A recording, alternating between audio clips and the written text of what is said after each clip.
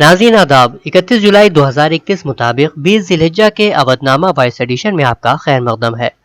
अवधनामा में शाया अहम खबरों के मुताबिक मरकजी हुकूमत ने तेल और गैस सेक्टर की PSU यानी पब्लिक सेक्टर अंडरटेकिंग्स में ऑटोमेटिक रूट से 100% FDI यानी फॉरेन डायरेक्ट इन्वेस्टमेंट की इजाज़त दे दी है। इस फैसले के बाद भारत पेट्रोलियम कॉरपोरेशन लिमिटेड यानी BPCL जैसी पब्लिक सेक्टर कंपनी को किसी गैर मुल्की कंपनी को भी फरोख्त किया जा सकता है। हुकूमत इस कंपनी में अपनी पूरी यानी 92.58% हिस्सेदारी फरोख्त करने की तैयारी कर रही है।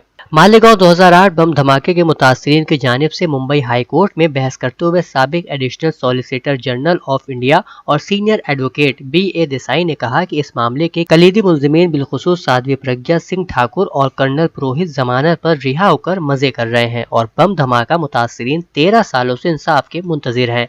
आज उस वक्त जस्टिस SS शिंदे और सीनियर एडवोकेट BA देसाई के दरमियान गर्मा गर्म बहस हो गई, जब जस्टिस शिंदे ने BA देसाई को हुक्म दिया कि 4 बजे तक अपनी बहस का इख्तिताम कर दें। जस्टिस शिंदे के इस हुक्म पर BA देसाई ने शदीद नाराजगी का इजहार करते हुए अदालत से कहा कि कर्नल पुरोहित के वकील को जितना वक्त दिया गया उतना ही वक्त बम धमाका मुतासिरीन को भी मिलना चाहिए, जब ही इंसाफ होगा, वरना अगर ऐसा नहीं हुआ तो ये बम धमाका मुतासिरीन के साथ शदीद नाइंसाफी होगी। एक और खबर के मुताबिक कोरोना वबा में मरहूम सहावी के लवाहिकीन को वज़ीर आला योगी आदित्यनाथ कल चेक सौंप कर अपने वादों को पूरा करने के जुमरे में कामयाबी का एक और कदम आगे बढ़ाएंगे। वज़ीर आला कल करीब 50 मरहूम सहाफियों के लवाहिकीन को 10-10 लाख रुपए का चेक लोक भवन में सौंपेंगे। मालूम हो कि उत्तर प्रदेश हुकूमत ने कोरोना में फ्रंट लाइन वर्कर्स के जुमरे में सहाफियों को रखते हुए उनकी मौत पर 10 लाख रुपए देने का ऐलान किया है। एक और खबर के मुताबिक सुप्रीम कोर्ट अगले हफ्ते सीनियर सहाफ़ी N राम और शशि कुमार उस दरख्वास्त की समाअत करेगा जिसमें मुबैना तौर पर अपोजिशन लीडरों, सियासी कारकुनों, सहाफ़ियों और जजों की जासूसी से मुताल्लिक पेगासस केस की खुसूसी तहकीकात दरख्वास्त की गई है।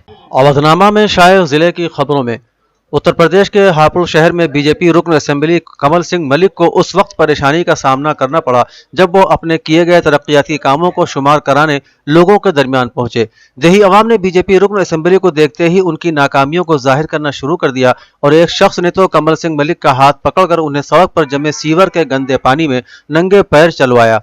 खबरों के मुताबिक बहादुरगढ़ इलाके में पदयात्रा के दौरान बुध को मकामी रुकन असेंबली कमल सिंह मलिक गांव ढोलपुर नानई समेत दीगर गांव पहुंचे थे। गांव ढोलपुर में अवामी जलसे को खिताब करने के बाद रुकन असेंबली गांव में पैदल घूमकर देही अवाम से बातचीत कर रहे थे। इसी दौरान नव मुंतखब प्रधान निशा के शौहर रविंद्र और दीगर देही अवाम जमा हो गए। इसी असना में सड़क पर जमा सीवर के गंदे पानी में बीजेपी रुकन असेंबली को लोगों ने पैदल चलवाया ताकि उन्हें लोगों की तकलीफ का एहसास हो। इस वाकये का वीडियो सोशल मीडिया पर वायरल हो रहा है और कमल सिंह मलिक का मजाक भी बन रहा है। दारुल उलूम देवबंद के उस्ताद हदीस व नायब मुहतमिम हजरत मौलाना अब्दुल खालिक संभली आज तकरीबन 71 साल की उम्र में इंतकाल फरमा गए। मौसूफ 1982 से दारुल उलूम देवबंद में इल्मी खिदमत अंजाम दे रहे थे। 2008 से दारुल उलूम देवबंद के नायब मुहतमिम की जिम्मेदारी भी उनके शानों पर थी। 1972 में दारुल उलूम देवबंद से फरागत के बाद मौलाना अब्दुल खालिक संभली खादिमुल इस्लाम हापुड़ और जामिउल हुदा मुरादाबाद में भी तदरीसी खिदमत अंजाम दे चुके हैं। उनके तीनों फर्जंद मौलाना मोहम्मद सुहैल कासमी, मौलाना मोहम्मद अजीज कासमी और मौलाना मोहम्मद जुबैर कासिमी भी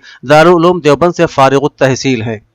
अमरोहा में तीसरे खलीफा हजरत उस्मान गनी के यौम शहादत पर अंजुमन सीरत नबी की जानिब से एक गैर तरही मनक़बती मुशायरा महल्ला सराय कोहना में तंजीम के सदर सैयद उसलूब जैदी के मकान पर मुनक़िद हुआ। मुशायरे की सदारत सैयद महबूब हुसैन जैदी ने फरमाई। मेहमान खुसूसी के तौर पर मुफ्ती रफ़ाकत हुसैन अबू उमामा शरीक महफिल रहे। मुशायरे का आगाज़ तिलावत कुरान पाक से कारी मोहम्मद हनीफ ने किया। नात पाक का नजराना मोहम्मद कासिम और मौलाना साद अमरोहवी ने पेश किया। मुफ्ती साहब ने हजरत उस्मान गनी रज़ी अल्लाह तआला अन्हु की जिंदगी पर तफसीली ख्यालात का इजहार किया। मुशायरे में हसन जिया, जुबैर इब्न सैफी, साद अमरोहवी, शहाब अनवर, सैयद शीबान कादरी, नासिर अमरोहवी, जीशान अली शौक, अनीस अहमद नाजिर मुस्तफ़ा, मेहरबान अमरोहवी, गुलरेज अब्बासी, शाकिर सिद्दीकी, सुल्तान मंसूरी और हबीब अहमद वगैरह ने कलाम पेश किया। आखिर में मुशायरा कन्वीनर अनीस अहमद व नाजिर मुस्तफ़ा ने हाजिरीन का शुक्रिया अदा किया।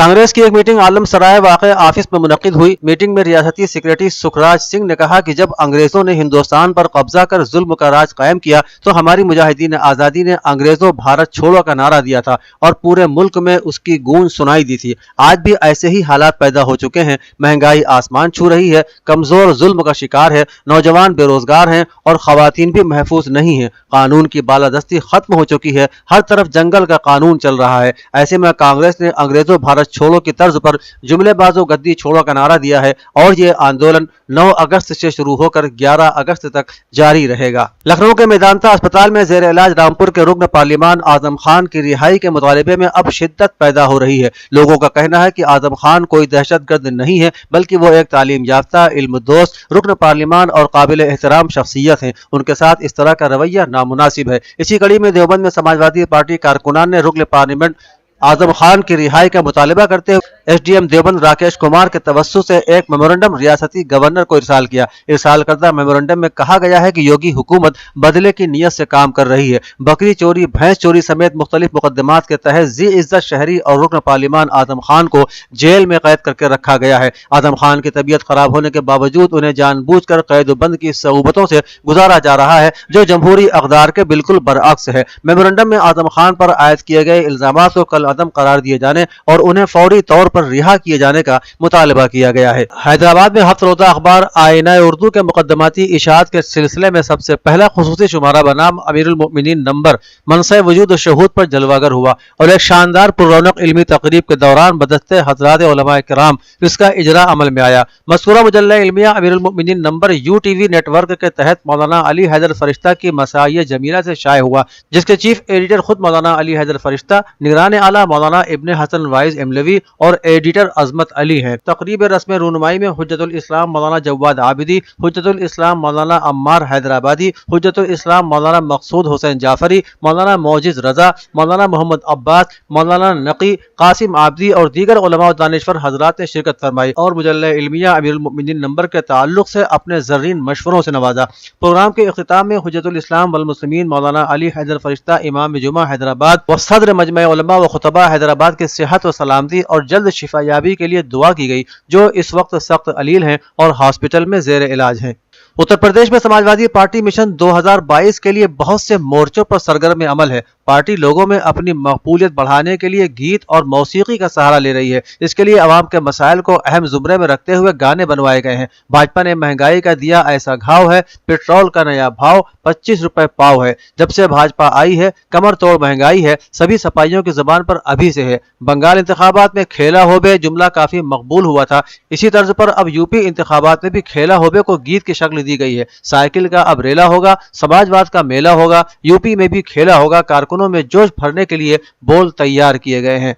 मुस्लिम राष्ट्रीय मंच गोरखपुर प्रांत ने जिला मऊ के गोपागंज कस्बे में अली जफर की क़यादत में शजरकारी का प्रोग्राम मुनक़िद किया, जिसमें कस्बे को ग्रीन बनाने के लिए हल्फ लिया गया। अली जफर ने मीडिया के लोगों से बात करते हुए कहा कि इस्लाम में शजरकारी का सवाब बहुत ज्यादा है। इमाम जाफर सादिक अलैहिस्सलाम ने शजरकारी की अहमियत बताते हुए कहा है कि इस रुए जमीन पर ज़राअत और शजरकारी से बेहतर और पाकीज़ा कोई काम नहीं है। इस मौके पर अफजल अंसारी, बाकर रजा, वाहिद, बिंदु कांत त्रिपाठी, मोहम्मद शाबान, अजमल, मसजूद, आसिफ वगैरह लोगों ने भी शिरकत की। रियासत की राजधानी लखनऊ ने तहजीब और सकाफत के साथ नवाबी तौर तरीके से मुनफरिद मकाम हासिल किया है, जिसकी बेहतरीन मिसाल लखनवी चिकन कपड़े पर नक्शो निगार है। यह कारोबार लखनऊ की शनाख्त बन चुका है। लखनवी चिकन कपड़े की खास बात यह है कि यह किसी भी तबके की दस्तरस से बाहर नहीं होता। ताहम मौजूदा दौर के नामुसाइद हालात ने इस कारोबार को खसारे में डाल दिया है। लखनऊ के चौक इलाके की पार्चे वाली गली लखनवी चिकन कपड़े के लिए सबसे बड़ा थोक बाजार है। अब यहाँ की बेशतर दुकानें बंद रहती हैं या खानापुरी के लिए खुलती हैं। इस तरह लखनऊ के नखास अमीनाबाद में बड़े पैमाने पर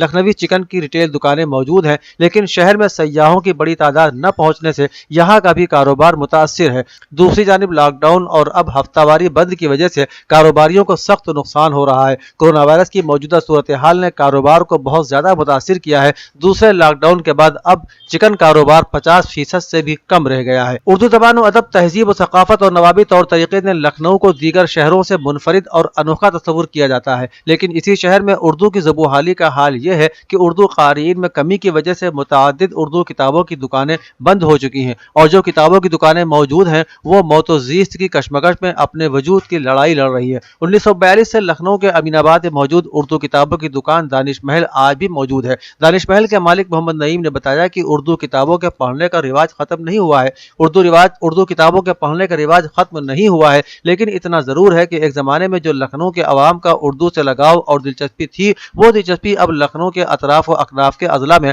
منتقل ہوئی ہے۔ مثلا ملیح آباد، فیض آباد، خیر آباد اور بارہ بنکی کے لوگوں میں اردو زبان پڑھنے، لکھنے اور بولنے کی دلچسپی میں اضافہ ہوا ہے، وہیں لکھنؤ کے مقامی لوگوں میں کمی دیکھی گئی ہے۔ انہوں نے کہا کہ کچھ برس پہلے لکھنؤ کے امین آباد میں متعدد بک ڈپو و کتابوں کی دکانیں موجود تھیں، لیکن رفتہ رفتہ بیشتر دکانیں ختم ہو گئیں، اور جو کتابوں کی دکانیں ہیں وہ مذہبی کتابوں کو فروخت کر رہے ہیں، اور اسی کا مطالبہ بھی ہے۔ انہوں نے کہا کہ اردو ادب، افسانہ اور شاعری کی کتابوں کی جانب عوام کی توجہ کم ہوئی ہے۔ عبدنامہ کے جہاں نما صفحے پر شائع رپورٹ کے مطابق افغانستان میں پاکستان کے اثر و رسوخ کا اعتراف کرتے ہوئے امریکہ نے کہا ہے کہ پاکستان طالبان پر اثر انداز ہونے کی قوت رکھتا ہے، اور امریکہ کو امید ہے کہ پاکستان اس سلسلے میں اپنا اہم کردار ادا کرے گا۔ امریکی وزیر خارجہ کے مختلف بین الاقوامی ٹیلی ویژن چینلز کو انٹرویو کے دوران یہ بیان سامنے آیا ہے۔ اے بی سی نیوز کو دیے گئے ایک انٹرویو میں انٹونیو بلنکن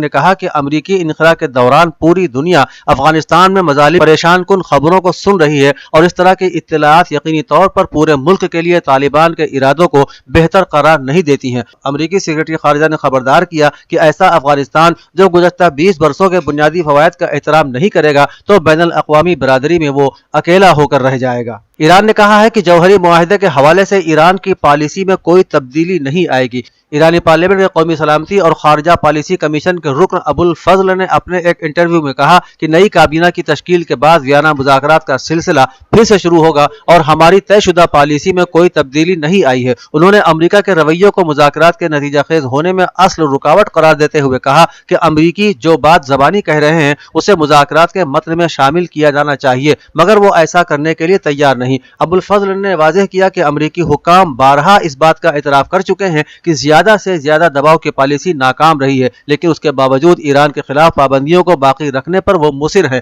حتیٰ کہ دوسرے معاملات کو مذاکرات میں شامل کرانا چاہتے ہیں جن کا ایٹمی پروگرام سے دور کا واسطہ بھی نہیں۔ انہوں نے بڑے واشگاف الفاظ میں کہا کہ امریکہ کے غلط موقف کی وجہ سے مذاکرات کا عمل طولانی ہوا ہے۔ دنیا بھر میں کرونا وائرس یعنی کووڈ-19 وبائی مرض سے متاثرہ افراد کی تعداد بڑھ کر 19 کروڑ 66 لاکھ ہو گئی ہے، اور اس کی وجہ سے 41,99,000 سے زائد افراد ہلاک ہو چکے ہیں۔ امریکہ کی جان ہاپکنس یونیورسٹی کے centre for science and engineering کے جاری کردہ تازہ ترین اعداد و شمار کے مطابق دنیا کے 192 ممالک اور خطوں میں متاثرہ افراد کی تعداد بڑھ کر 19 کروڑ 46 لاکھ 31,596 ہو گئی ہے، جبکہ 41,99,200 لوگ اس بیماری سے متاثر ہو کر وبا کی وجہ سے اپنی جانیں گنوا چکے ہیں۔ دنیا کی سپر پاور سمجھے جانے والے امریکہ میں کرونا وائرس کی رفتار ایک بار پھر تیز ہو گئی ہے۔ یہاں متاثرین کی تعداد 3 کروڑ 47 لاکھ سے تجاوز کر چکی ہے، اور 6,12,000 سے زیادہ لوگ مر چکے ہیں۔ کورونا انفیکشن کے لحاظ سے ہندوستان دنیا میں دوسرے اور مرنے والوں کے لحاظ سے تیسرے نمبر پر ہے۔ میڈیا رپورٹ کے مطابق چینی سفیر لی منگ گانگ نے ورلڈ ہیلتھ آرگنائزیشن کے چیف کے بیان کا حوالہ دیتے ہوئے کہا کہ سائنوویک ویکسین کے کلینکل ٹرائل ڈیٹا سے معلوم ہوا ہے کہ اس کی افادیت بہت زیادہ ہے۔ چینی ویکسین میں کووڈ-19 معاملات کی روک تھام کی شرح 90% ہے۔ کویت میں تعینات چینی سفیر نے بتایا کہ دنیا کے 100 سے زائد ممالک چینی ویکسین کا استعمال کر رہے ہیں، اور اب تک 30 ممالک کے سربراہوں نے اسے عوامی سطح پر وصول کیا ہے، جس کی امید ہے کہ اس ویکسین کو وصول کرنے والے چینی باشندوں سمیت دیگر ممالک کے شہریوں کے لیے بھی سفر میں آسانی ہوگی۔ بنگلہ دیش کے جنوبی علاقوں میں کئی روز سے جاری بارش کے باعث روہنگیا مہاجر کیمپ تباہ ہو گئے، اور ہزاروں متاثرین کو ان کے رشتہ داروں کی پناہ گاہوں یا مشترکہ شیلٹرز میں منتقل کر دیا گیا ہے۔ ڈان اخبار کی رپورٹ کے مطابق اقوام متحدہ کی مہاجرین سے متعلق ایجنسی کا کہنا ہے کہ بدھ کی دوپہر تک 24 گھنٹے کے دوران ضلع کاکس بازار میں واقع کیمپس میں 11.8 انچ بارش ریکارڈ کی گئی، جہاں 8 لاکھ سے زیادہ روہنگیا مہاجرین مقیم ہیں۔ ایک دن میں ریکارڈ کی جانے والی بارش جولائی کی اوسط بارشوں کے نصف کے قریب ہے، جبکہ آئندہ چند دنوں میں اس سے زیادہ بارش کی توقع کی جا رہی ہے۔ اودنامہ میں شائع مضامین کو مکمل طور پر پڑھنے کے لیے اودنامہ کی ویب سائٹ www.awadnama.com پر وزٹ کریں اور ای پیپر پر کلک کریں۔